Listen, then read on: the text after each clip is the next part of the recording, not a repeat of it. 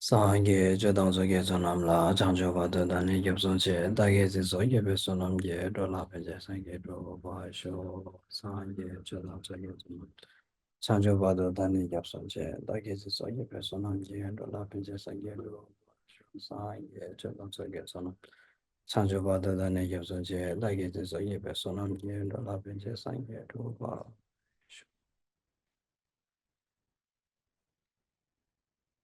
Okay, fantastic. Everyone can hear me okay? Okay.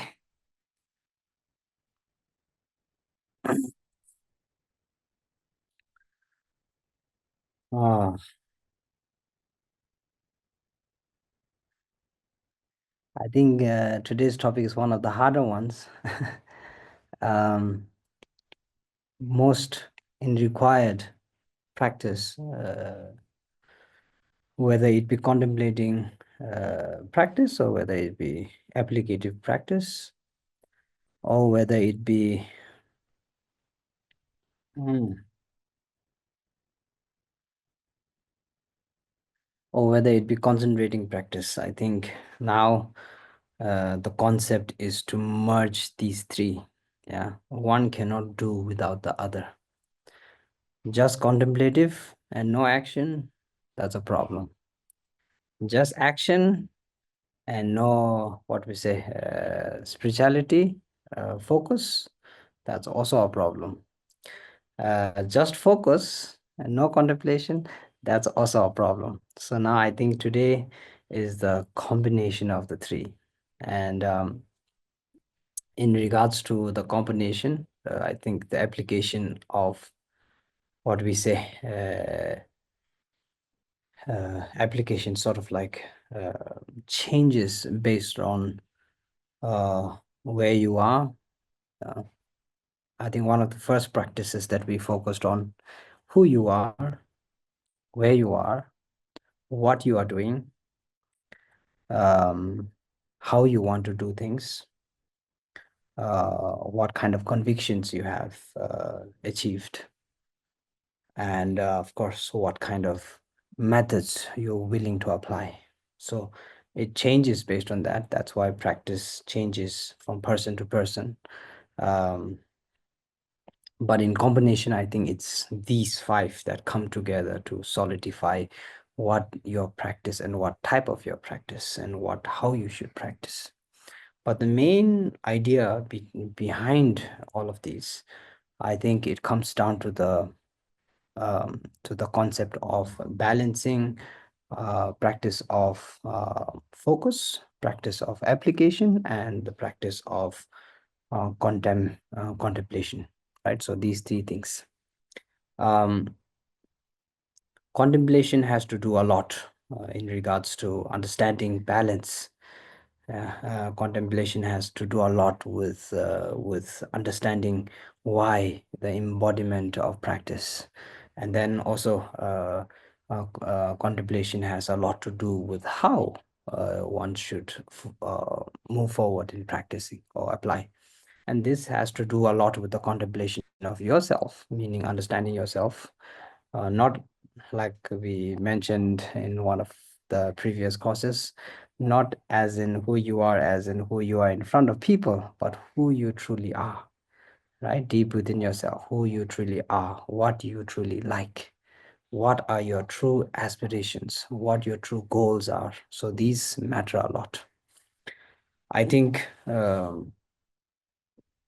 success is important, especially in the worldly concern concept. Success is extremely important. You have to succeed, whether it be financially succession, whether it be physical succession, whether it be emotional succession. It's important. Success is important. Spiritual success is also important. But success only comes, I think, to those who embody. And also the embodiment is not through brute force, but the embodiment becomes much more easier when there's joy and happiness in the process, in the progress of the process. So therefore, the transformation of the mental transformation is extremely important before the physical application. and then also the practice in between, the combining of the two, which is the practice in regards to focus, also becomes extremely important. So I think today we will concentrate on these three. Mm, I think today is the last day of this everyday awakening work course, I think. Um, so these three things are the pinnacle of application when it comes to wondering how, where, what, so on and so forth. So we start with that. I think we talked a lot on the wisdom and the knowledge part. Yeah, I think most things that we talked about so far, starting with understanding yourself, all the way to the to understanding karma, cause and condition, understanding renunciation, understanding the world, understanding samsara, understanding application towards the concept of samsara, application towards understanding the concept of working with cause and conditions, trying to figure out, okay, what are the causes and what are the conditions. Also understanding that cause and condition is no other than continuity. Also understanding that cause and condition is no other than karma. Also understanding that cause and condition works work very closely with understanding what we say dependent origination, and also the view of emptiness in the application of the dependent origination, the concept of dependent origination. So these all combine together, I think, for the last four courses. These all combine together to develop logical reasons to apply when it comes to situations in life where you are facing a lot of difficulty. And if we are unable to apply such things where there's difficulty, then it becomes a true, what do we say, true problem, because our reaction towards something that we cannot understand, or we cannot contemplate, or we cannot work with, becomes a very, what do we say, drastic reaction. And that drastic reaction, produces a lot of scientifically produces a lot of different kinds of chemicals in our brain that sort of shifts our focus, that messes our balance, inner balance. And then also in regards to emotions, it has a lot of effects in regards to our emotions, which also puts us to unbalance. And then also basically on the external and internal side. So, and that, of course, is going to sort of like stop us from developing furthermore, right? So transformation happens when you become a master in developing how to balance things. This is, I think, also in the concept, and the Chinese concept of yin and yang, and also in the what we say, in the concept of bad versus evil, and so on and so forth. All of these, I think, different concepts come together to mirror basically the concept of balance. And balance is important. Without one, the other is a little bit hard to understand, and as well as embody, as well as appreciation, right? So we work with that. um First step always comes, I think, just like mentioned earlier, first step always comes not from the external side, but from the internal side, and not from someone else, but from yourself, right? So during practice, there's no need to compete. During practice, there's no need to challenge. During practice, there's no need to show off. During practice, there's no need to, what do we say?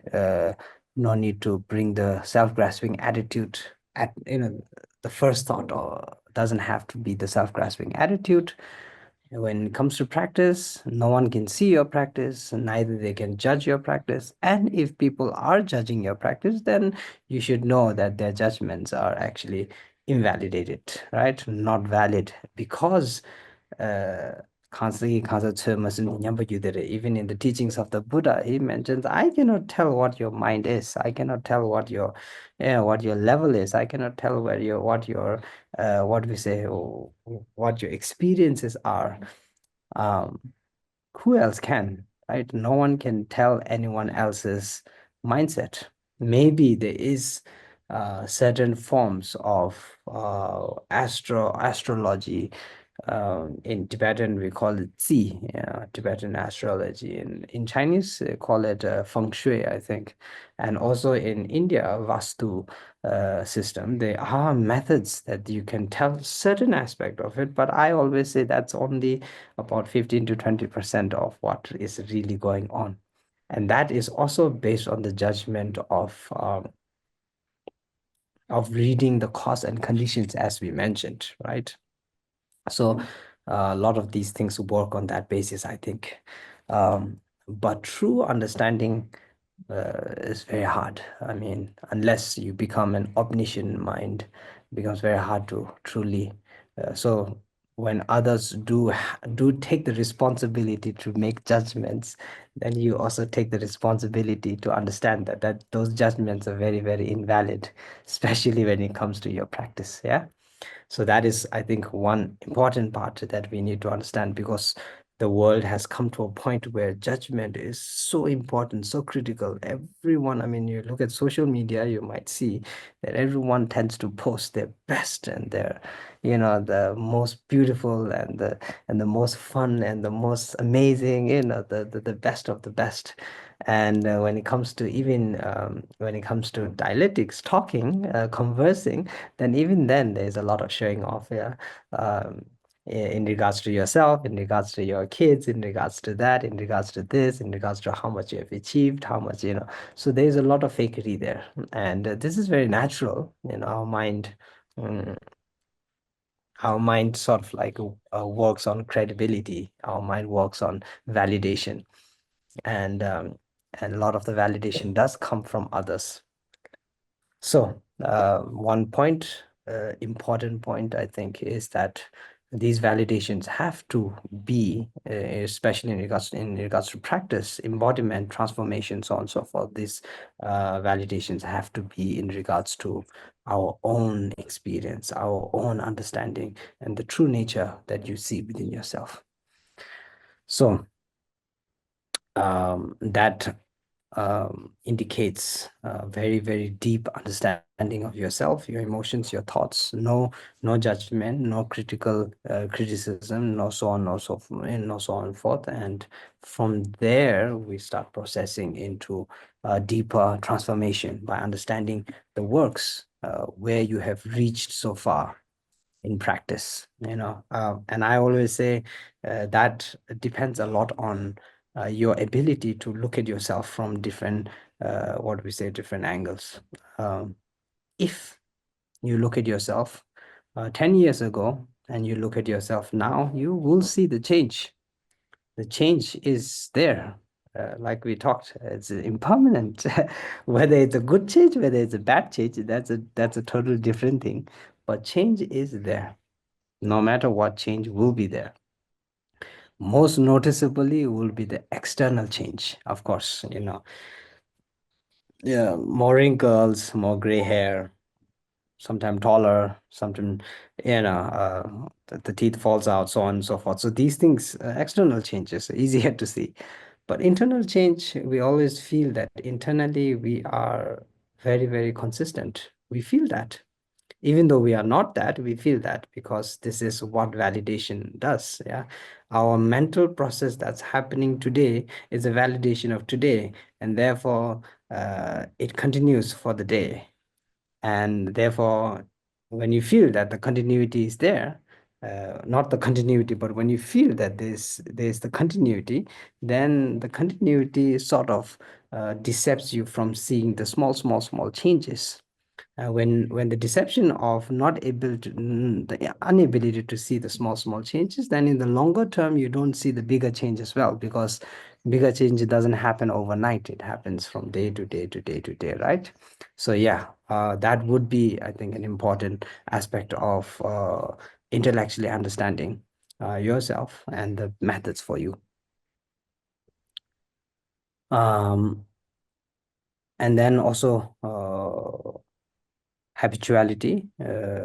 When we talk about external, habituality becomes a very important aspect of our change. I think this is, most of us study this in school, that habit builds, throughout habitually we build our ability to, to progress in things, process in things. For example, when you're reading a book, the first book is always, when you see a thick book this thick, and there's always a little bit of, what we say, not wanting to do, so on and so forth. But as you process and as you get into the book and you find the story interesting, then it processes from one book to another, to another, to another, and that is habitual built up. So just like that, mental state is also habitually built. I always say there isn't much difference other than the cognitive part. There isn't much difference between building transformation, habitual transformation, mentally and physically. Our ability to write with our right hand comes from our habitual of practicing for years and years and years of writing with the right hand. And similarly, our ability to, if you are willing to give the exact, let's say you're 40 years old or 30 years old or 50 years old, whatever age, if you're willing to give the exact same amount of time to build your habitual to write with your left hand, I don't doubt it actually. Your ability to build that habitual, what is it, writing habituality on your left hand will come. But you need to be patient and willing enough to give the exact amount of years that you have given to your right hand. Maybe even better, start to write better with your left hand. And this one, I noticed with Gebje Lama Thubten Zopa Rinpoche, when Gebje Lama Thubten Zopa Rinpoche manifested his stroke, the right side, right? Rinpoche started writing with his left hand. And you know how Rinpoche writes this beautiful Tibetan calligraphy words with his right hand. When he first started with his left hand, we could see the what we say, the alignments, like this. But then after, in a few years, Rinpoche with his left hand also started writing beautifully, this Tibetan calligraphy. So you see this is there. And of course, intention, motivation is also a key aspect of development, right? With the right motivation, then starts to happen faster. When there's the right willingness, starts to happen faster. So I don't think it took Rinpoche, years and years. I just think it took Rinpoche a few years to develop that. So that is there. Um, so, like I said, physical habituality and mental habituality are very, very, very, very similar. No difference. And with your own experiences in life, you start to, what we call, with your own direct experiences in life, if you take this as wisdom, because I always say wisdom, a lot of people think wisdom, you need to study tons of books and memorize a tons of stuff and so on and so forth. And I think no, wisdom is your, what is your ability to bring in direct experience into learning, into progressing, and into application.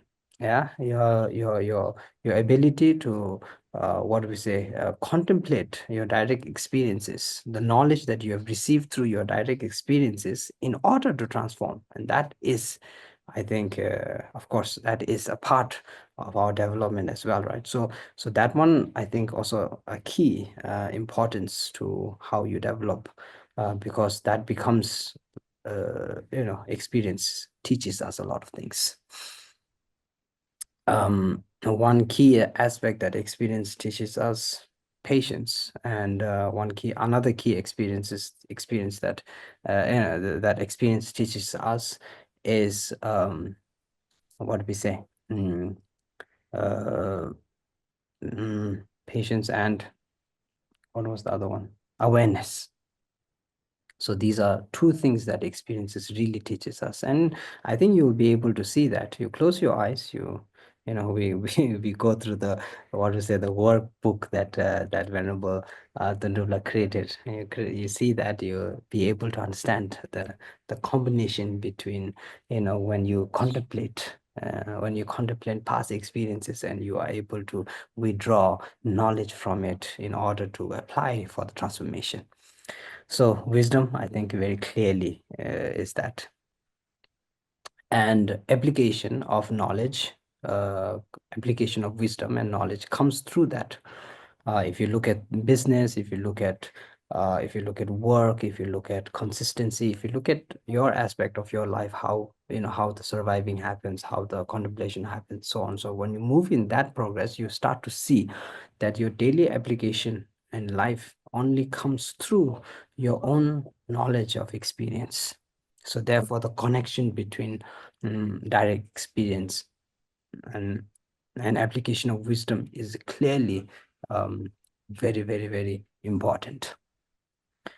So that is that. And then the progress through that happens through progressing, like we said, building, what do we say, uh, integration through our practice, through our life, through our experience, right? So integration of these comes again, mainly comes from yourself, your own ability and inability to apply, whether it is ability and inability. Now, the whole concept between the ability and inability, the process through building that, has to do with knowledge, I think. Yeah, with knowledge and the application of wisdom. Integration always happens, not in the form of extreme and or extremist and nihilism. These two never works. Sometimes you think, okay, if you drink a lot of alcohol, then you think, okay, I need to stop, and from tomorrow I'm not going to even touch alcohol. Then a lot of people go into withdrawal syndrome, they call it, right? Their body starts to shake, their mind starts to go crazy. It happens. So the integration has to happen very slowly on a very comforting level. Of course, there is that extreme method of doing things, but I think as normal human beings, if you are on a state of practice, especially in the stages of the bodhisattva practice, then there can be extremes. I think there, from my perspective as a normal human being, when I look at Lama Zopa Rinpoche, Kyabje Lama Thupten Zopa Rinpoche's way of practice, sometimes I feel the extreme. I cannot. The method that he applies is a little bit too much for us, mentally as well as physically as well. No, not sleeping for 24/7, a little bit extreme from what I see. Uh, I don't think I'll be able to do that. So unless you are on the path, or not on the path, but on the level of a true practitioner, especially a true bodhisattva practitioner, then sometimes and integration between not going to the two extremes is also very, very important. um, so integration happens through understanding what necessary balance has to come within yourself, right? Or for you when it comes to your practice. So that would be the true embodiment of what we call true embodiment of knowledge. Uh, Sorry, true embodiment of knowledge in regards to practice. And then, like I said, working in practice, there's a few things that you need to focus on when you are working on your practice.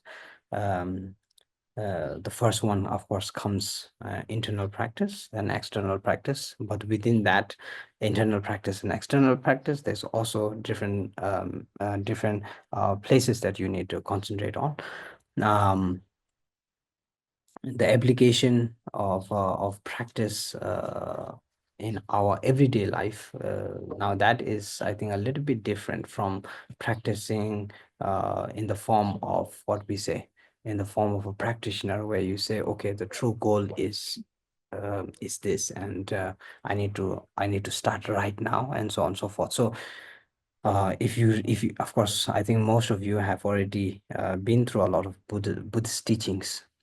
One thing you'll see that in the Buddhist teachings is that most of the teachings, not all of them, but most of the teachings are in, in the higher levels, especially teachings on the Bodhisattva's way of life, teachings on the tantric path, Madhyamika, Abhidhamma Kosh, so on and so forth. So these practices, I think, require a different level of mindset when it comes to applying. But the application can be done, yes, even on a lower level, the application can be done, but you need to take it, not take it too deep, or not take it in the form of going too extreme into it. So concentration, the second part would be concentration, application, and then also, like I said, balance, right? We're learning to balance these three. Formal, what do we say, meditation. Um, where is it? Yes, so formal meditation becomes extremely valuable in development. So when I'm saying formal meditation, I'm talking about concentrating meditation. For a lot of people, concentrative meditation or focused meditation, single pointed concentration, we call it, is extremely, what do we say, useful in order to calm themselves down. You have had a hard day, maybe you have had some arguments with your husband or your wife, go to work, had some argument with your colleague, looked at your whatever, your business chart or whatever, and it's going up and down like crazy. Then your heart starts to beat a little bit faster. Yeah, your mind starts to think about the future. Then you're making drastic decisions because when you start to do these things, then emotional involvement is there. So very strong emotional involvement. So now you start to think, okay, I have to make this decision right now. If you have an argument with your husband or your wife, then you think, oh, I need a divorce right now. I can't live like this anymore. Or if your business chart goes up and down, you start to say, okay, I need to withdraw right now. I cannot take that risk, and so on and so forth. So these things happen, and this is emotional turmoil, right? This emotional turmoil start to happen. I always say the best time to make a clear decision is when your mind is very clear. And your mind becomes very clear, not when it's emotional, not when it is affected by emotions, not when it is affected in the sense through emotions, not when your logical sense only is working through those emotions. So most time we make very drastic decisions in those times. So first step of every practice, this is why in the morning when you do practice, the first thing we sit down, put our hands on our, what is it, on our knees, and then deep breath. So these things help calm our mind down, provides enough oxygen for our brain to really process things. So I think that part becomes important because it applies in the calming sense. Um, so that's one method of using single pointed concentration. I think a lot of practices nowadays, Vipassana practices nowadays, they do that. They take you to a place, and then you can't think of anything, you can't talk to anyone, you can't do anything, just sit down and breathe and focus on the breath. Development of this is not true Vipassana, but it's a part of Vipassana. I think one of the first steps to Vipassana. um, actually it's more shamatha practice than vipassana. Vipassana is beyond shamatha, so I think not even vipassana, it's shamatha focus, but they call it vipassana, and they do this, and this actually helps a lot of people. For a lot of people, it stresses them out because we are very used to communication, we are very used to thinking about a lot of different things, and then of course our mind, because it has 10 different things to think about and worry about, these things are going to pop up. And then when these things pop up, then we start to think, oh, there's something wrong with my practice. I cannot focus. I cannot do this. I cannot. so, so some people don't enjoy it at all. But for some people, it's really good because it helps them really calm down and relax. So that is one aspect of the focus meditation. Second aspect of the focus meditation is in regards to developing your ability to really go deep into one thing, right?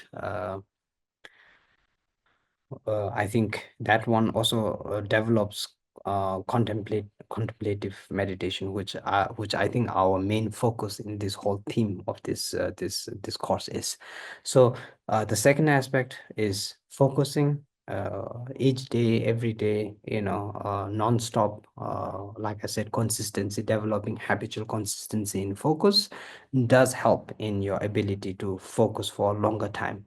So later on, when you start a retreat, or when you start really meditating on the teachings of the Buddha, then your mind gets less distracted. It's able to stay in what I say focus. So that also can be developed through the formal meditation. uh, and this is how, what do we say, the practice on the path becomes easier, because when you have the right tools, these are all tools, right? So when you have the right tools, then your process becomes easier. So this would be, I would say, would be an important aspect of developing focal meditation. The second one, contemplative meditation. When it comes to contemplative meditation, just like I mentioned earlier, your experiences, your past experiences, especially your past experiences, and if you can rely on others' experiences, then also that also becomes a huge, what we say, ground to what we say to gather more wisdom and more knowledge. This is in the form of inspiration and aspiration, right? So when you see someone who is on the path of practice, then the methods, the ways, the way to deal with things, the methods, the kindness, so on and so forth. These take a huge toll on us in regards to inspiration and aspiration. So that's why when we see someone, when I think in Christianity, Jesus was a huge, what we say, sort of like idol, what they call it, right? Idol, I think they call it idol. So a huge idol to be inspired by, by the kindness and by so on and so forth. So something like that. This comes in the form of others as well. If you have a business developing partner and that partner is succeeding a lot, then becomes an idol as well, because now you want to succeed as he does. So also on the path, something similar happens, and that is through, again, like I said, through the uh, combination of knowledge, of experiences, past experiences, and past, what we say, methods that they used in order to progress. So that becomes contemplative, but the combination of contemplative comes through wisdom, and the wisdom comes through, the inspiration and aspiration you derive through others' experiences and your own experience, right? So that, I think, most contemplative meditation sort of like comes together in that. Then again, when it comes to contemplative meditation, it's not just the past, it's also the present, right? So presently, if we tend to meditate, then presently you look at yourself, then sometimes you feel good, sometimes you feel bad. When you feel good, then that's good. That is a strong indication of inspiration towards development. But then when you feel bad, then there's a lot of self-judgment, self-hate, self-discrimination, self-that, self-this, all of those things start to appear because of our emotional, what do we say, link coordination with our mind. So when that happens, then you look at the world in the general concept, you look at the life in general concept. You think about samsara, you think about all of this, you think about the opportunity that you have, you think about all the progress that you are on, the inspirations that trigger you, so on and so forth. And that builds sort of like a plane level for you to be more balanced. And then also contemplating through others also. Like if you look at the world right now, most of us, I think, are in a very peaceful place. If you're not in a peaceful place and it's a very chaotic place, then you already know that that is a good indication of seeing that, if you are at a peaceful, if you personally at a, have a house, good place, food to eat, so on and so forth, you already see that the stability is already starting you already start to see the stability. Because when you look outside of your own, what do you say, your own mandala of peace, then the mandala becomes a little bit chaotic, right? Now, especially now, well, not especially now, it's been going on for eons and eons, even throughout the what is centuries that we have been on Earth. I think from the start, a lot of wars, a lot of chaos, and a lot of inflicts, happening here and there, mostly in regards to the grasping attitude, of course. But then also within the grasping attitude, then a lot of different things come into play, business, money, so on and so forth. Even religion becomes a huge aspect to why these things are happening. So in that, you already start to formulate the idea that, okay, there is chaos, and you have the opportunity to practice even in this chaotic situation. So that, things like that, these things, I think, will help process a lot of the inflictions that happen within ourselves. And I think this is on a more wider scale. But on a more personal scale, then we look at situations, the situations that we are in and the situations that others are in. And even if we are in a situations, the way we deal with the situations and where others deal with the situation completely different. A practitioner, you as a practitioner, your ability to deal with situation are much, much, much, much higher than others' ability to deal with situations, such as someone who is not a practitioner. And that's very clear. This is not discrimination. Don't think of this as discrimination. This is just how it is. Because with practice, your ability to process things becomes more clearer. Without practice, then your ability to process things becomes more chaotic, right? If I give you an example, it would be an example of forgiveness, for example. As a practitioner, your ability to forgive comes easier. If you're not a practitioner, then your ability to forgive becomes harder. And instead of your ability, building your ability to forgive, your ability to, what do we say, to harm becomes stronger, actually. So you go the exact opposite way, revenge, what is it, anger, hatred, and revenge, it starts to grow. So even in the situation that you are in, your mental state situation, where you are able to forgive, that is much, much, much better than, even the two examples that I took, even if both of them are in a very chaotic situation, how we deal with the chaotic situation also differs. There's a huge, huge, huge difference in the result. So things like that is important to progress in order to build, calmness and stability. So this has to do with contemplative as well as concentrative meditation combined together. Uh, So through that, again, another thing is how, what do we say, how deep of a practitioner, or how, uh, what is the exact word, how strong of, not strong, how deeply do you want to practice, right? So that I think also differs. So here is intention, goal, and aspiration. Intention and goal and aspiration in regards to practice differs, and based on that differences, then the practice also changes. Some people go from cities to quiet places, remote places, in the mountains, in the hills, to meditate. Some people, they come from the mountains and the hills down to chaotic place to practice. So the difference in that also, right? So whatever you are, this one, you make your own decision. If calmness is what you need, then you go up to remote places to meditate, or you create a very quiet, good environment to meditate.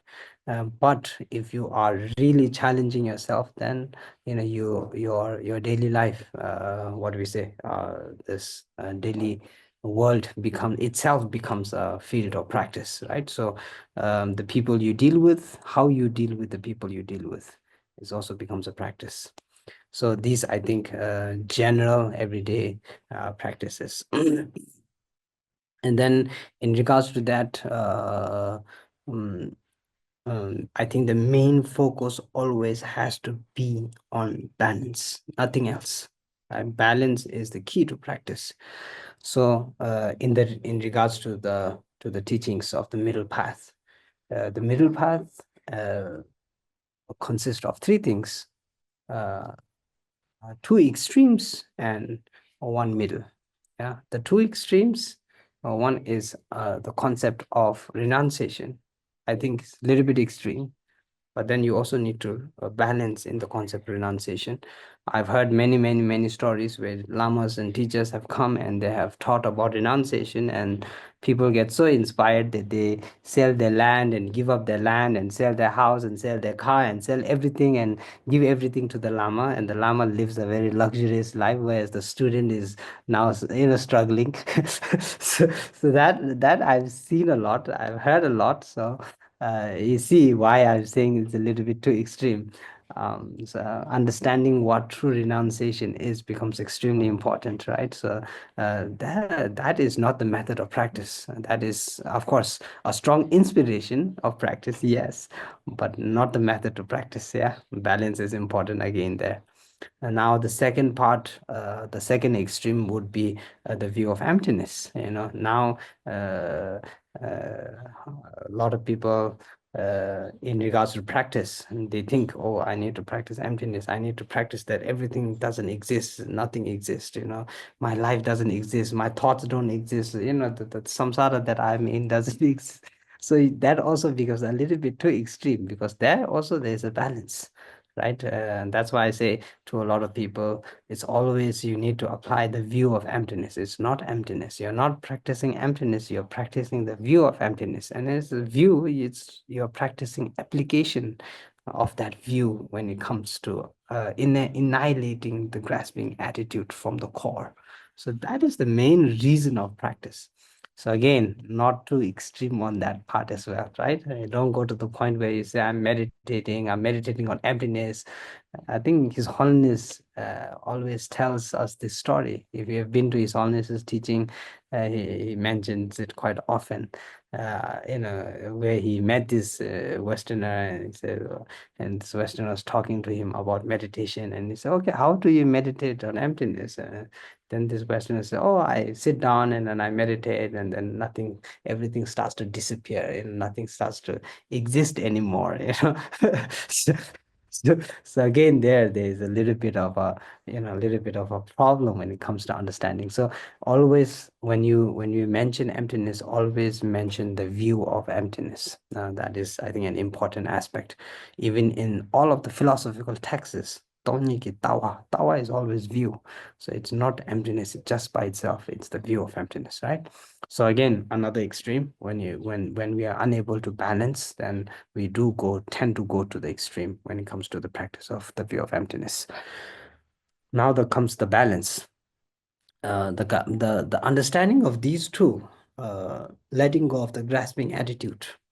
Uh, a lot of people think letting go of the grasping attitude is in regards to letting go of the grasping attitude right now and from the root. And of course, at a what do we say, at a longer term of practice, yes, that is the goal. But grasping attitude, if you are willing to understand the grasping attitude through different perspectives, then there has to be a little bit of self-love. Whether there's grasping attitude or not, I'm not exactly sure. It can be debatable, but there has to be self-love. There has to be confidence, self-confidence. There has to be self-reliance. There has to be. So the I, the me, and the my is also important, as important for your practice as it is not important for your practice. So, the two aspects of the grasping attitude is also there. The application changes based on timing, based on emotion, based on inspiration, based on practice. These things, is it letting go of the I, me, and my, or is it, embracing the I, me, and my? That one, I think you need the balance has to be there. And these are done through the concept. So, like I said, the two extremes, and then in the middle is the concept of compassion, right? The external part, compassion balances. Yeah, so samsara and all of that, compassion balances those, because now you're waiting to develop, compassion towards others. And then when it comes to letting go of the grasping attitude, compassion balance is also balances there, because now you're willing to apply self-compassion, right? Self-love, or we call it self-compassion. So compassion tends to balance a lot of things. This is why compassion always becomes the key of practice and the method. Yeah, the wisdom is the view of emptiness, and the method is compassion. And the reason compassion is a method is such a beautiful balancing point. Make sense? Okay, so that again, application of that becomes important on both aspects of practice, especially in regards to balance. And then compassion, I think, develops a lot of key, what do we say? Uh, what do you call it? Paramitas. What do you call that in English?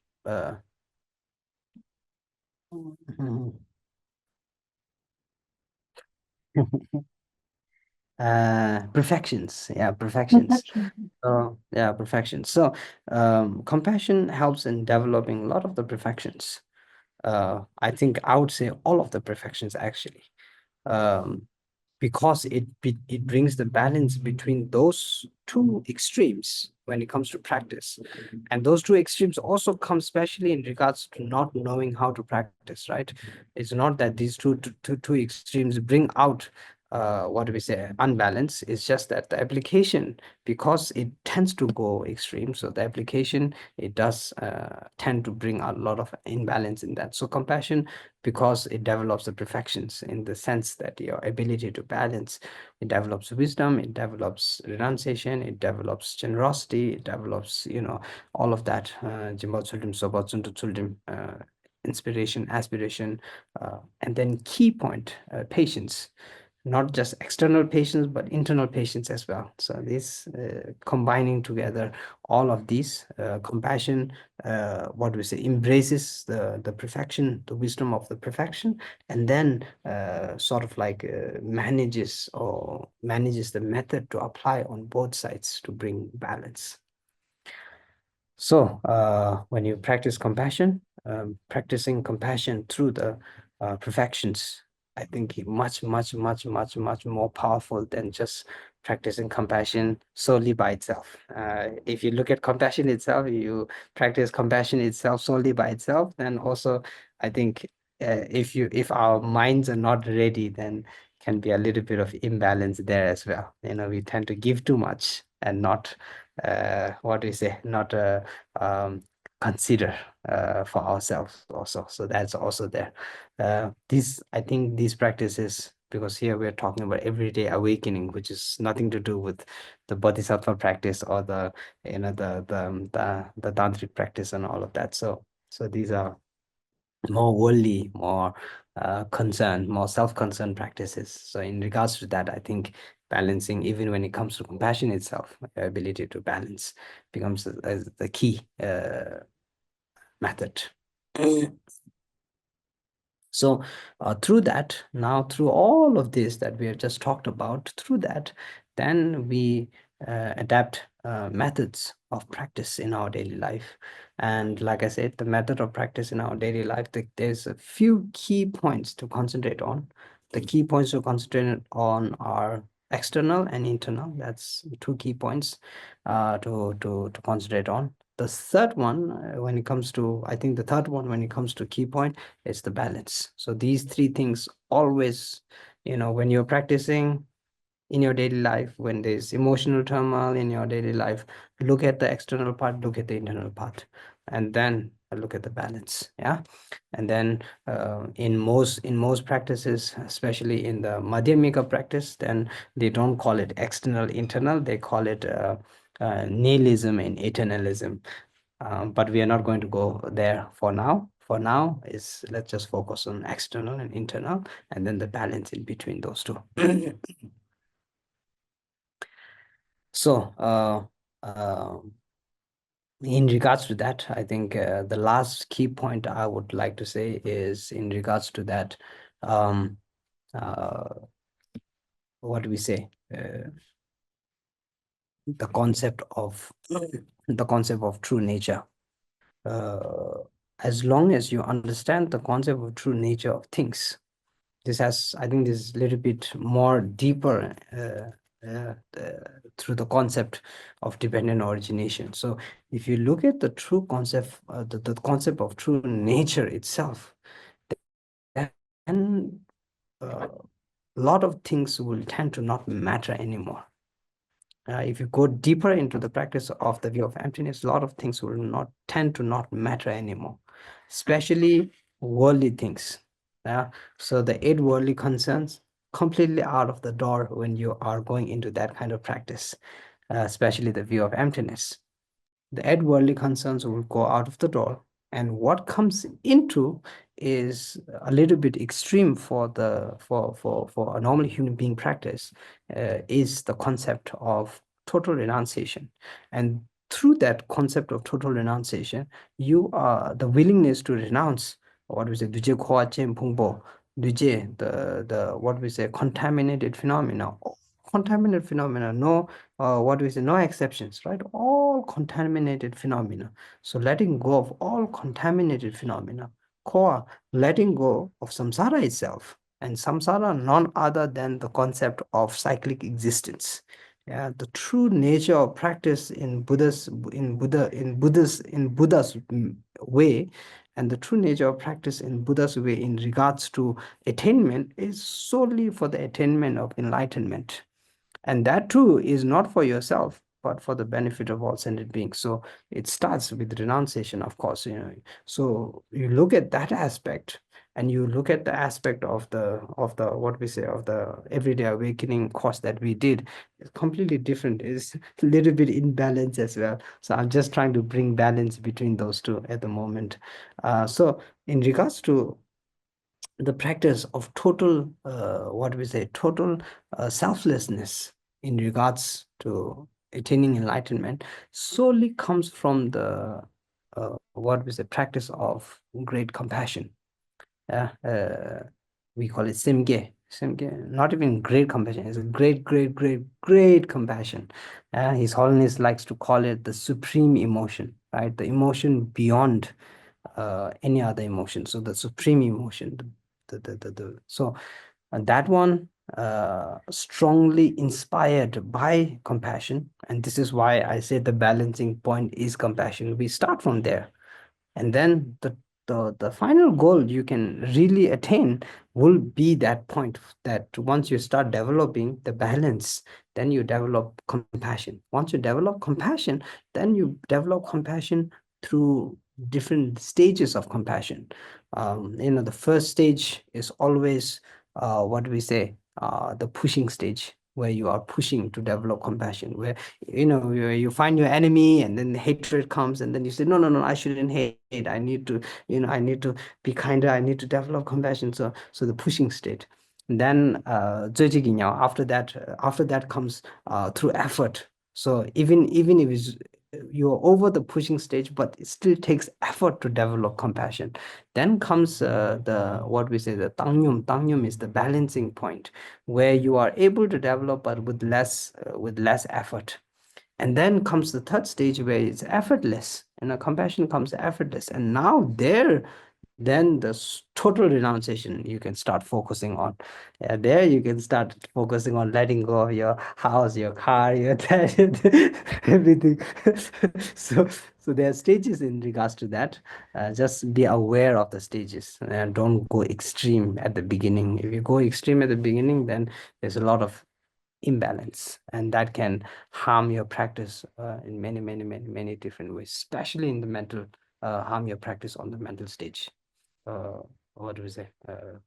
Yeah, mental state. So through that, I think we pretty much covered the concept of understanding transformation. I hope so.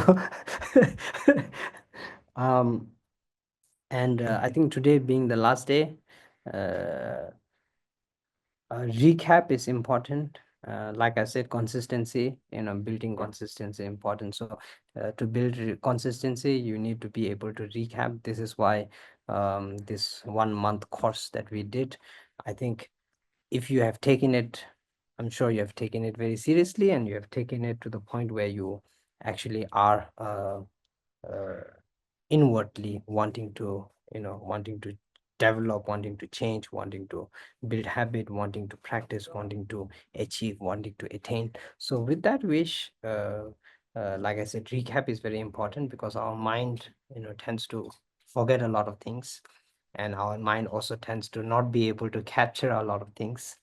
And this is why, for me, when I was in the monastery, if I give you one example, it will be that, for example, what you call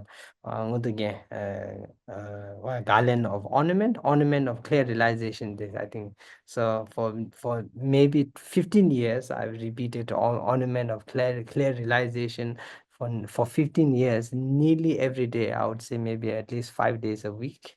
So so that kind of consistency, I think, is important, especially in regards to your mind to really capture essence and capture, be able to, what we say, we always say, right? Writing is important, but you need to learn to write, as in write on stone, carve on the stone. My teacher always used to say, you're studying but you're not studying. That's the concept. You're studying because you're writing, but you're writing on sand. When the wave comes in, is completely disappear. You need to learn to write, as in you carve on the stone. So I say the same thing. Practice comes through that. I think that, not to say that I'm any kind of practitioner, no practice, hardly practice, but then through the kindness of my teacher, the consistency, the application of consistency, I think that has really helped me in my practice. So, same thing that I would suggest in building consistency is recap, repetition, and so on and so forth. And therefore, understanding it, I think same thing happened for me as well. For over 20 years of my study in philosophy, every time I read the same page, with the same, what we used to do is we used to go to a lot of debates. So, morning we used to memorize the page before we go for debate. So we go for debate. After memorizing it, we go up there, and you understand, roughly something when you are memorizing it. So we go, we debate, we come back, we get all of these different ideas and different knowledges. We come back and we read again, and you understand a completely different thing. Then in the evening again we have a debate. So then we go back again with that understanding, and we debate again, debate, and then we come back, and in the evening before we sleep, we have repetition. So we are repeating what we memorize, so that it stays, in our mind. Sort of. I think that's the wish. Never stays, but anyway, we try to make it stay in our mind. But then, with during that repetition, again the understanding changes. So the understanding of each word changes you know between memorizing, debate, focus, debate, and then again repetition. So it changes, the understanding, the concept, the views. And then because of the understanding changing, therefore the also the memorizing, once you memorize and you have gone through that process, the memorizing sort of, I wouldn't say exactly solidify, but it stays more clearer in the mind as well, because now you have a clear understanding of it. So something like that. I think it's also it's a monastic method of practice, but I think it's very, very, very, very useful. Venerable Tundup has created this course, and on this basis of this workbook, I think a lot of the things that are in section. This is in regards to practice, in regards to contemplation, in regards to writing down, in regards to contemplation again, in regards to seeing what your mind sees, and then again contemplation. So this process, I think, will help a lot in, especially in developing uh, what do we say, practice, or in developing transformation. Mm. So yeah, mm. So that is that. I think we covered a lot of things in these 5 days. Um, and I think I also mentioned that if you would like me to go through your workbook, then I'll be more than happy to. But this is only if you would like me to. So that is also open. You can send it to me, or you can send it to Tundup, and Tundup can send it to me, whichever way. Um, uh, but then I think also in regards to in regards to consistency, if this course has helped you, if not, then no problem. I think this is an experience, is things that you can learn, things that you have learned, things that we have shared, so on and so forth, a process. But if this has helped you, if it has helped you in what we say, in tweaking your mind, managing your thoughts, and also in regards to understanding the method of practice a little bit deeper, then I would really suggest you to maybe go through it all over again. Consistency, like I said, is not because the lack of understanding, but just how our mind works, that if there is that process over and over again, it works better in that way as well. So so that is something that I would suggest. And then of course, in regards to all of this, I think we main thing, the goal, I think. Yeah, everything okay? Yeah, so main thing, the goal, uh, I think you have to set up your own goal based on your level of practice, whether it be enlightenment, whether it be bodhisattva, or whether it be um, just developing your mind, or whether it be just developing your habit, or whether it be developing externally or developing internally, which is the best for you, and which you need the most at this moment. How we concentrate, our concentration is always momentary, and therefore uh, the first stages of practice also becomes momentary. Therefore, I think it's important to understand what you need in order to develop your practice as well. Yeah. So I think I mentioned also question answer. So this is why I left some time, so we can do some uh, debate as well. Maybe if you're willing to debate, then we can do some debate.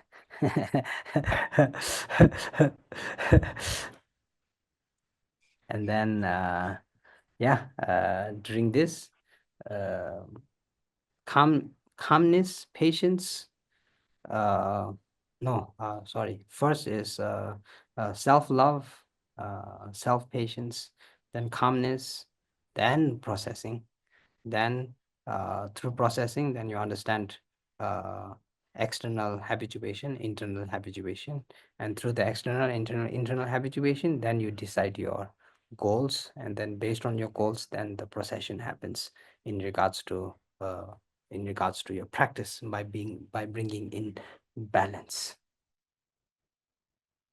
Yeah. Okay, good. Now I think mic is open. If you want to say something, if you want to express something, if you want to debate, if you want to ask questions. Please unmute if you have a question or a comment or debate.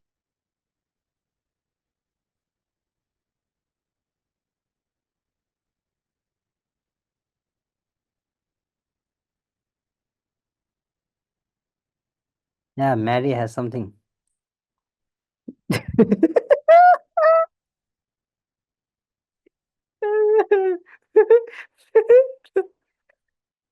Deep in her thoughts. Yeah.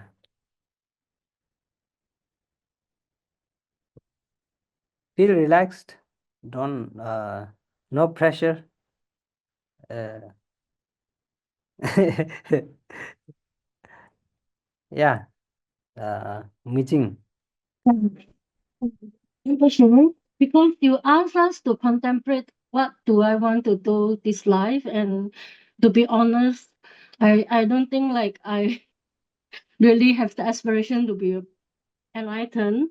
But maybe let's say maybe I'll be very happy if I can like do some social work.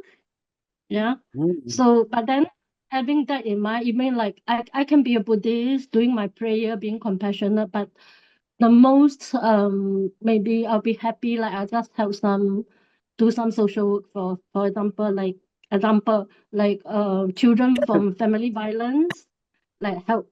But then after I had that honest contemplation, I will be like, oh, you're wasting your precious human life. Because it's not easy to have, we are all taught that we don't have this precious human life very often. If I do social this life only, like focus on that, then next life I might not get a human life. That is my difficulty. Yeah. Um, Now, this is my personal thought, right? Uh, Focusing on next life is important. Yes, it's important. But if you are, what is the word? Obsessed thinking about next life, then you won't have time to think about this life. That's very clear. Yeah. A lot of people obsessed with next life. Then fear builds, then anger builds, then anxiety builds. Obsession. It's not something good. Uh, so, uh, next life is important, yes. But the less you worry about, the better you can do in this life. Then, where, progressively, you don't have to even worry about your next life. If you forget about your worrying about your next life and you start to just be happy, being kind, and being compassionate and working with your patients, I assure you, next life will not be hard. It's only hard when our mind is full of chaos. When our practice is chaos and our mind is chaos and our internal system is chaos, then yeah, then next life will be chaos.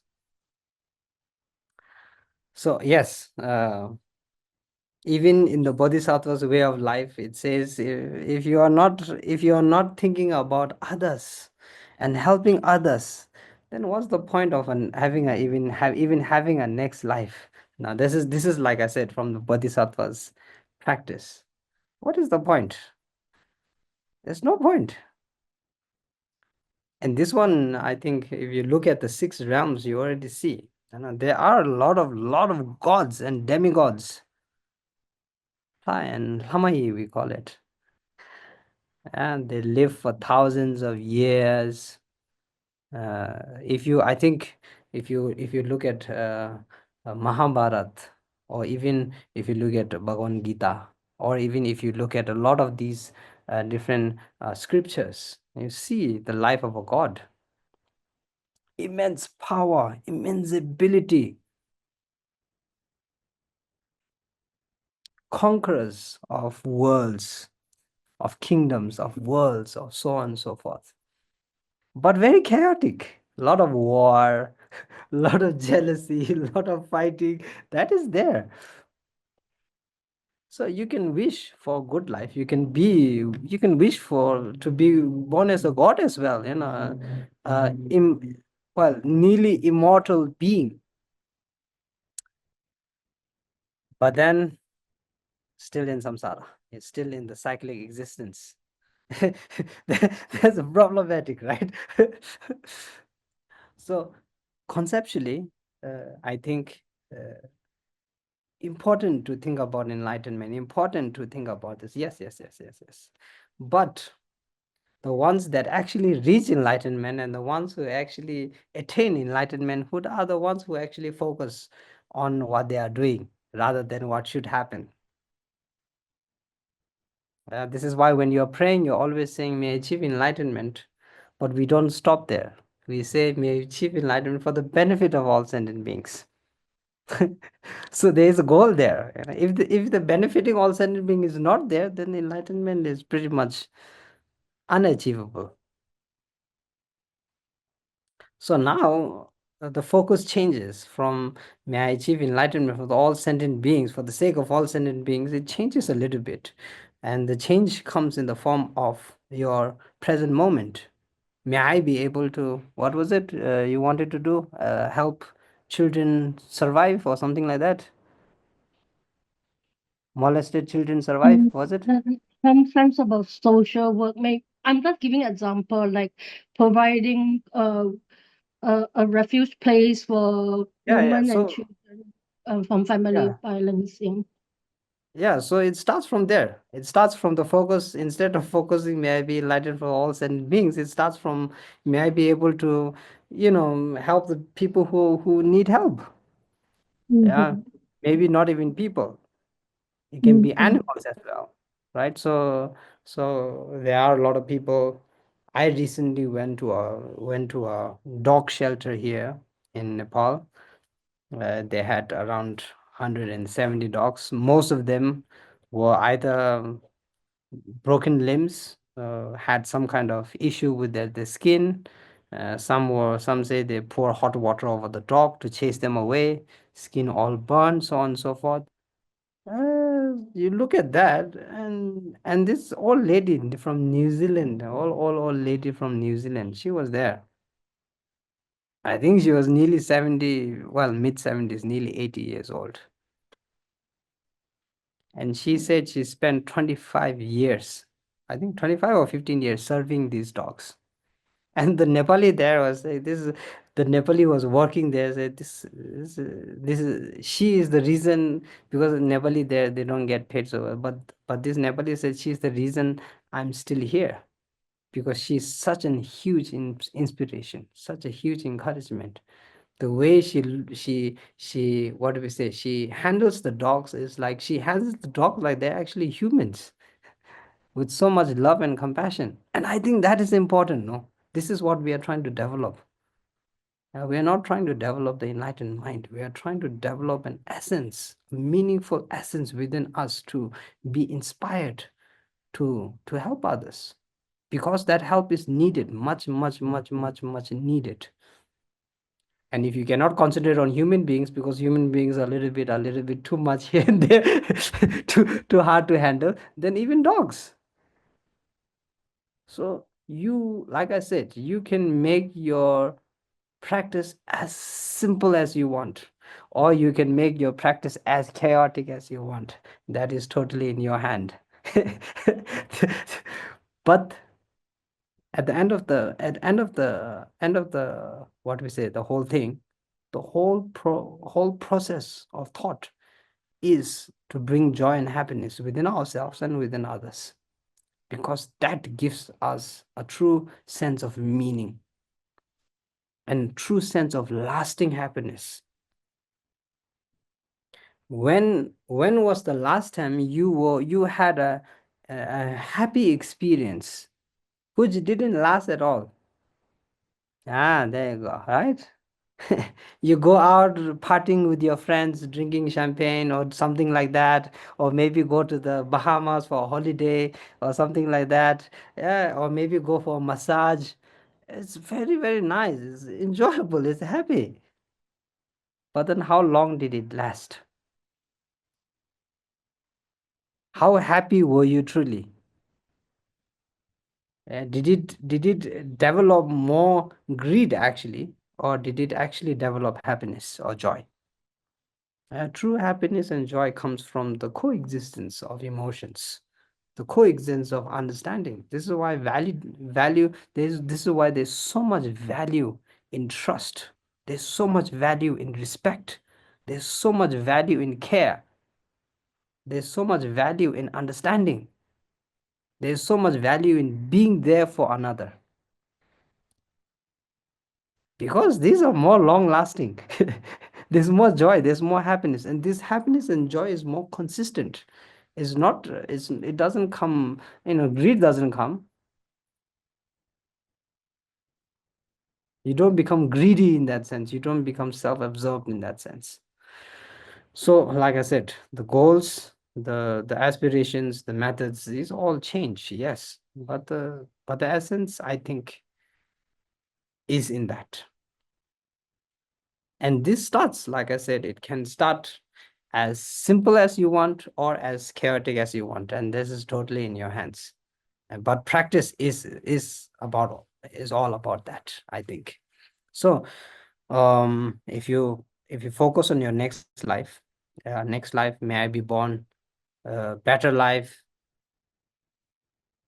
Yeah, precious human life is too precious to waste by thinking about what you want to be in your next life.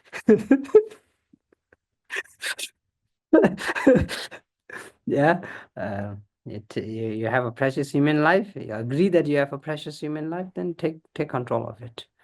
Yeah, and do as you need to do in order to whether it be developing joy and happiness, or developing concentration, or developing whatever it is. And if still the thought of next life still consists, then you take one step further and you get inspired by that. But then you don't put that on the aspect of constantly, what do you say, arising thought. Because like I said, if it's constantly arising and you don't find yourself doing anything, then it can be a little bit chaotic, and then fear comes in, and then all of that starts to come in, and then the fear and the anxiety and the depression and all of that, these things tend to make your practice even harder, and by doing so, then it messes your path even more. So it can come up from time to time. It's okay. It's very natural for that to come up, especially as we get older. It tends to come up. If you tend to practice, then it comes up less, of course, because now you are, what we say, uh, satisfied with what you have done. We do what we can with the best of ability that we have. To do the most we can, and if you did that, then there's no regrets, there's no fear. Yeah. And of course, if you are a faith-based person, then there's strong faith that, of course, if I did this, then then my situations that I've created, conditions that I've created are very clear, right? If you have helped thousands and thousands of thousands, maybe not human beings but animals, then you look at the, what do you say, the Buddhist chart of life and death, and the Buddhist chart of karma very clearly says you're going to get a better life. So what are you worried about in that case? But if you're still not a good person, and you have killed and you have stabbed and you have you know brought chaos to the world, and which I'm very, very sure none of you have, then you have something to worry about, and you should worry about it. Yeah, make sense?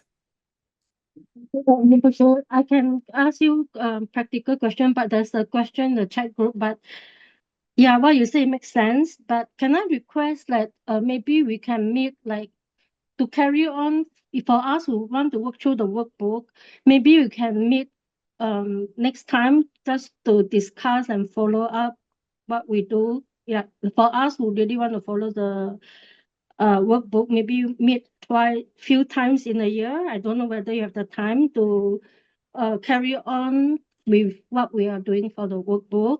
My request. Number two is like maybe you can share with us end of the class. The workbook is only for 1 month. So let's say I want to make it to like a long term. How I should do topics by topics. Then I repeat topic 1 to 5, or I should just do topic 1. Then when I feel like I'm quite familiar with topic 1, then I go to topic 2. I think to the Nobling Center, we are together arranging courses month by month. And then of course the courses we tend to develop slowly, so we will try to do that.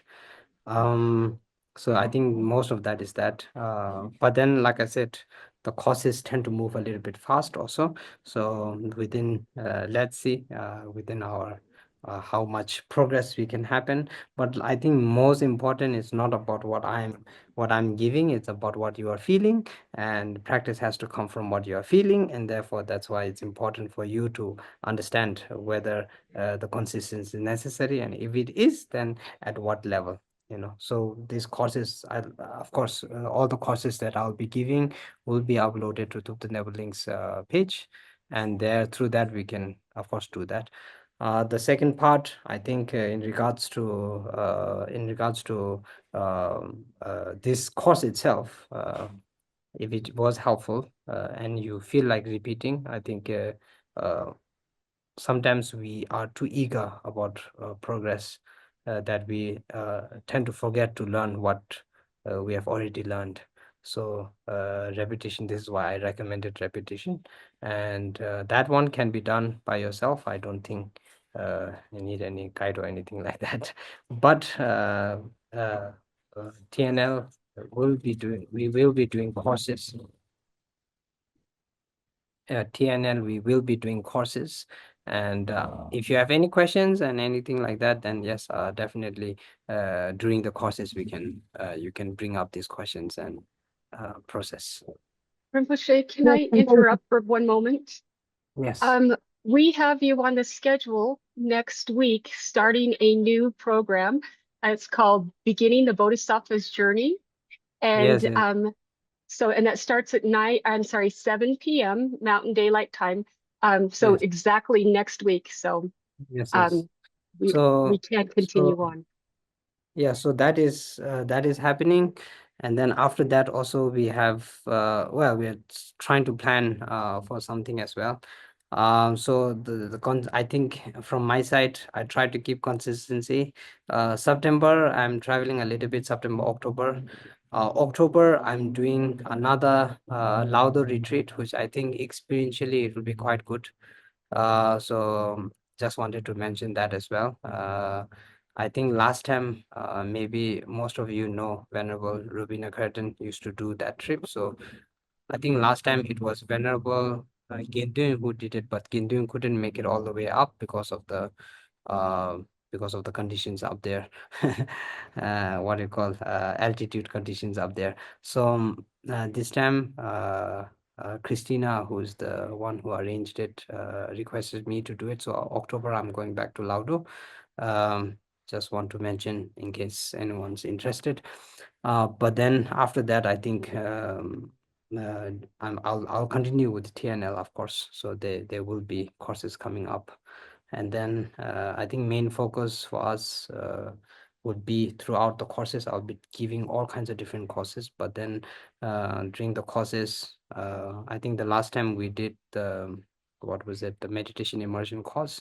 Next year I think we would redo that again. Wanted to introduce that because that important basic course, and this one is also on the basic level. I think well, everyone calls it basic level, but I think it's more what do we say, what is the opposite of basic, uh, more intense level than any other course actually, because I always say as a practitioner you always need to know when to come down to down to earth.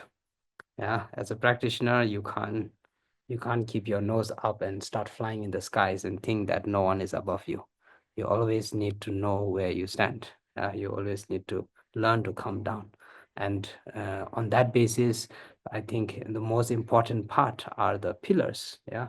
No matter how advanced of a practitioner you are, if the pillars, if you are unable to come back down to the pillars, the Four Noble Truths, the 10 Paramitas, the three principal aspects of the path, very, very normal things: genuinity, sincerity, unconditionality, so on and so forth. Then your practice, even if you are practicing the highest, tenfold highest yoga tantra, you know, it's, it's it affects your self-grasping attitude even more, and there's more pride, and there's more, all kinds of different emotions. So we don't want to go there as a practitioner. Yeah, we want to be able to come down to uh, base always. And actually it's not as easy as you think to come down to base, to let go of that after many years of practice, and after having been out and front about your practice, and having, now you have if I went around telling people, oh, I'm doing tantric practice, I'm doing tantric practice to everyone, then there's also expectation from everyone that you are a tantric practitioner, so you need to keep up to the expectation, right? So that's where I told you in the earlier section that, oh yeah, it's important to be true to yourself. There where you get mixed between the truth to yourself and the truth to others. So now you try to show more than what you are, and then your practice starts to become very unstable. So I think it's not easy. And I think it's also very, very, very, it's also basic, but it's also important on a higher scale as well. Yeah. One of the best examples, I think, our own Guru Kyabje Lama Trungpa Dzogchen Rinpoche, as humble as he is, as patient as he is, as down to earth as he is, you already see that, true practitioners have that quality. And even in regards to Buddha himself, right? Bhikshu, Buddha called his community Bhikshu, which means beggars. So as what do we say, as much enlightened the mind is, the what do we say, the method is always uh, humility. So it comes down to that also. So yeah, so we'll continue with that. Rinpoche, we do have one question in chat from Nim and Afisha. Mm. How Um, do why uh,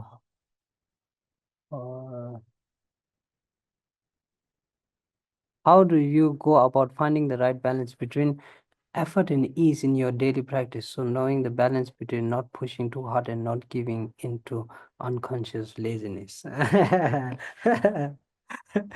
Yeah. As um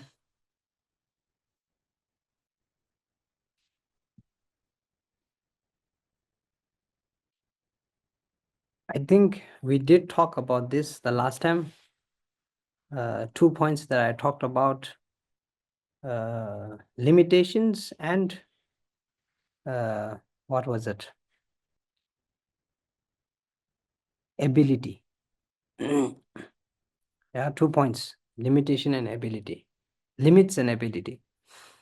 Your ability judges, you can judge your when you're when unconscious laziness comes, then if you only when it starts to touch the point of your limit, that's when you say, okay, now it's getting too much. So unless you're reaching there, there has to be, laziness is, you can do, but you still don't do. That's laziness. That nothing to do with limit, your own limits, right? It's consciously knowing but still not doing. Oh, I need to wash the plates in the sink. I'll do it later. Now that's that's conscious laziness, right? Because I can get up and I can go to the sing and I can, it doesn't, there's no unless I'm, what do you call, I don't have hands. Now that's now again a limit, right? I don't have hands, so I can't really wash the dishes with my hand. So now there's a limit, yes. So I think most understanding, consciously understanding, is that you look at your mind and you see, okay, if I can do it, and it doesn't take too much effort, and I have the ability to do it, and then I still consider and think I'll I won't do it. That's true laziness. um, but if it exceeds your limit, like, okay, it takes half an hour to do it, but I only have 10 minutes and I can't finish it in 10 minutes, therefore I'm not going to do it. Now there's a limitation there. So now that changes the aspect of whether that is partly laziness or not laziness. One, I think, scary part of laziness is it becomes consistent. So, this is we say tomorrow never comes, right? Do you normally say that tomorrow never comes? Oh, I'll do it tomorrow. I'll do it tomorrow. Tomorrow. Tomorrow never comes. So that is the pinnacle of laziness. So I think that is one thing to consider. Second thing to consider is um, what was it? The 2 points. Limit, and I keep forgetting my own points. Ability. Ability. Yeah, ability. So the second point comes to the ability. Yeah. Uh, the ability is knowing, like I said, embracing your inner quality to know who you really are, what you really are, what you are able to do, what you are not able to do. Um, and then again, I think this one has a lot of wisdom to apply, because like I said, there are things that you can do but which are not right time as well. There are things that you need to wait for the right timing as well, because if you don't wait for the right timing, then can be a little bit chaotic also.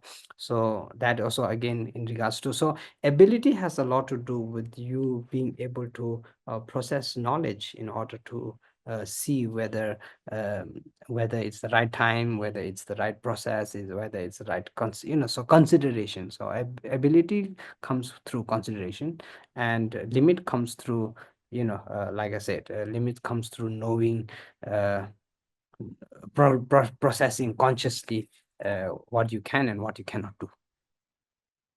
Does it make sense? Yes, that was helpful, Rinpoche. Thank you. Okay. I have one comment and one quick question. I promise it's Yes, very fast. definitely. First of all, thank you so much for waking up so early in the morning just to teach us. I mean, it's ridiculously early. No, So no, no, thank no, you. no. Yeah, And not that early. and then the second, my question is, do you think next time we meet, could you give us just a brief explanation on debate so that Oh, yeah. we might be able to debate with you? Yes, definitely. Yeah, I I think think a lot of next us time, may want to, but don't understand the rules. So just a yes, brief introduction. So, yeah. Um, Actually, well, in the future, I was thinking to set up a few different debate courses in regards to TNL. Uh, Maybe we can do online as well. It's much better in personal, but then also online we will try to develop. The main goal of debate is to help process things, and then there are, I mean, there's not like rules and regulations and that and this. It's more about sensible, right? So, expanding your mind to possibilities. So, whether I think the concept of what do we say, not the concept, the study of law is quite similar to debate, but then the concept of law works in a totally different way, because it is already set up, Whereas in debate, it's never set up. You can ask any question you want. You can bring any kind of logical concept forth if you want. The more examples, the better, of course. But then again, there are certain things. It's not rules. It's just what do we say? How things actually work, especially in regards to logic. So that is there.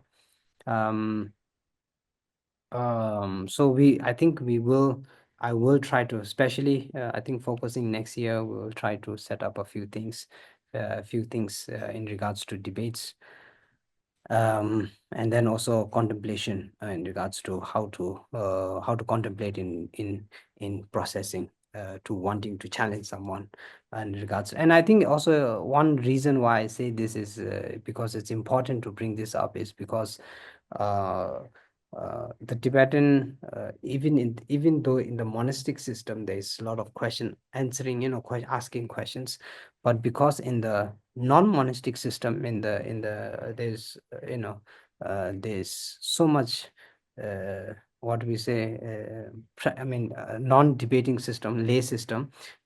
Maybe it's because people focus too much on guru devotion, and they mistake devotion with obedience. So there's less asking questions. You should be obedient, you should just listen, you should not ask questions. And maybe this is why slowly it also comes out as teachers come out.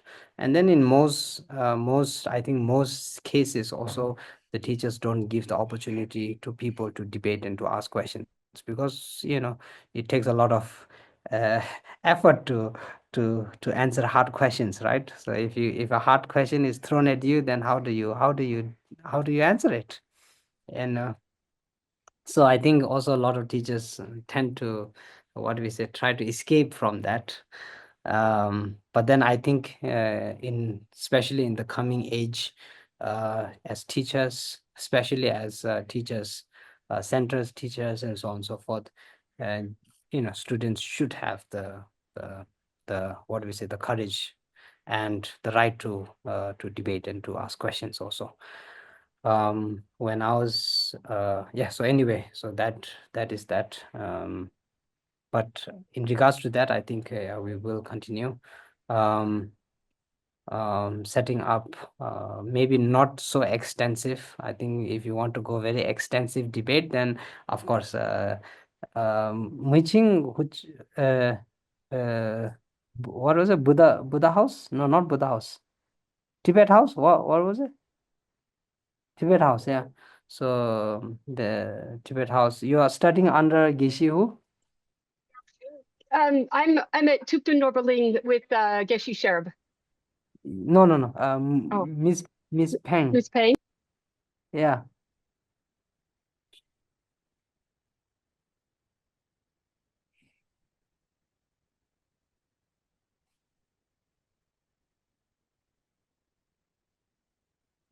Hey, sorry. Kishi, Kishi Doje, Tutamala, under Holiness Tibet House. Yeah. Yeah. So Geshe Damdul, right? Yeah. But Yeah. So yeah, but Tibet not house. no So there, formal debate, but question and answer. yeah, so there also they do that, I think, the process. But I think also within FPMD also we have the basic course and the master's course. And within that, I mean, there's a lot of information, and mostly debating. One other thing about debating is you need a lot of information so that you can, of course, bring forth your case, right? Without information, you can't really bring forth your case. So that is that. But then I think if you want to go deep into Buddhist philosophy, then that is the case. But in this case where we are talking right now, I think your wisdom comes from your experience, your ability to process your experience, and then you also from your what you have heard and what you understand of experiences. So I think this should be open. If a teacher makes a mistake, if a teacher does something that is questionable, then that should also come in the form of debate, where you are allowed to ask the question to why, how, and for what reason.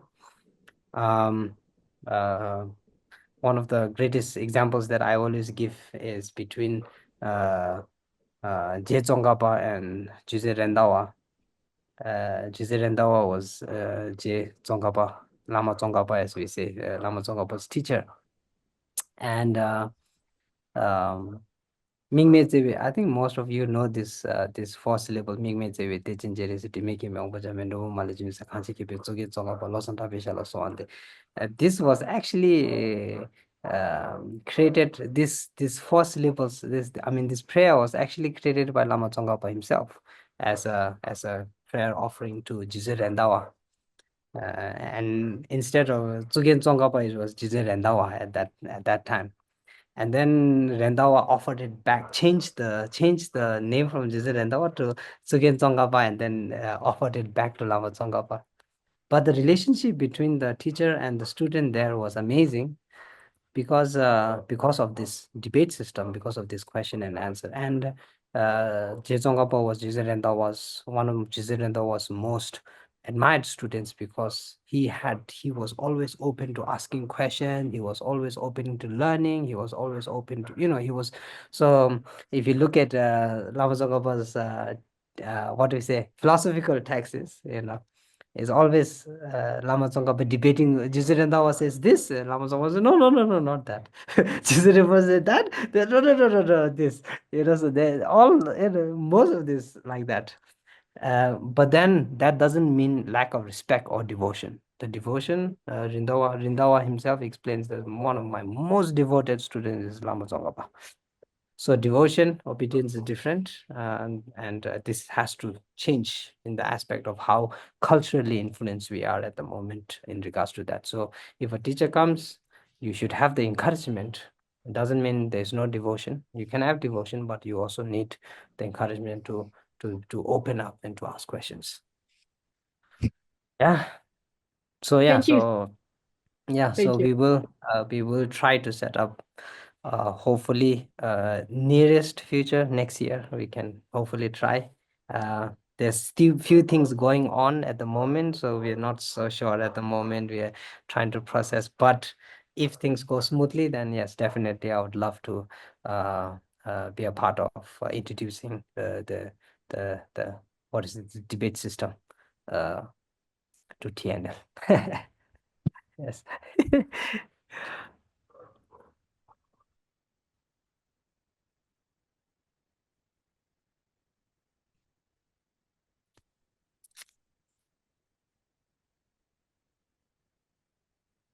Okay, I think that's it. So mainly I think focus always has to be in regards to development, whether it be spiritual development, emotional development, or development in the process of thoughts. And that is always the key focus, I think. Whether of course on the bigger scale, the key focus enlightenment, definitely. But for the moment, that has to be that, especially in regards to this course. And I hope everyone enjoyed it. And for me also, it was such a huge opportunity to be able to share these things. I know it's not much, but I think it's more, what we say, more inconsistent with how we live in a normal life. So maybe this, in that regards, maybe something I can offer to you in regards to that. Next course, as Sheila mentioned, we have what we say, the Bodhisattvas, and that course I think will focus more in depth into the Bodhisattva's path, starting next month. After that, I'm not exactly sure if we can continue for the next 2 months, but August, maybe also August we can do one course if it's possible. Then if not, then until October. Like I said, in October I go up to Laudo. So and I think the what we say, the forms are still open. So if you want to join. And anyway, after that, then October, November, December, I think we'll continue again with other courses. But TNL will be providing all of this. And then in regards to practice, I think there's a lot of information to process. Even for me, there's a lot of information to process. So I've also been listening back a few things. I don't really, sometimes I just blabber, and I don't know what I talked about. I don't, so I also need to, so just like me, I also request if this is helpful and in processing emotion, thoughts, values, practice, so on and so forth, then to what we say, recall from time to time. And then also in regards to, I think the workbook, like I said, up to you whether you want to provide or not. But if you feel like you need to, or you feel like you want to, and you want to, continue with that, then also that's all opportunity also is there. Then Mary want to say something?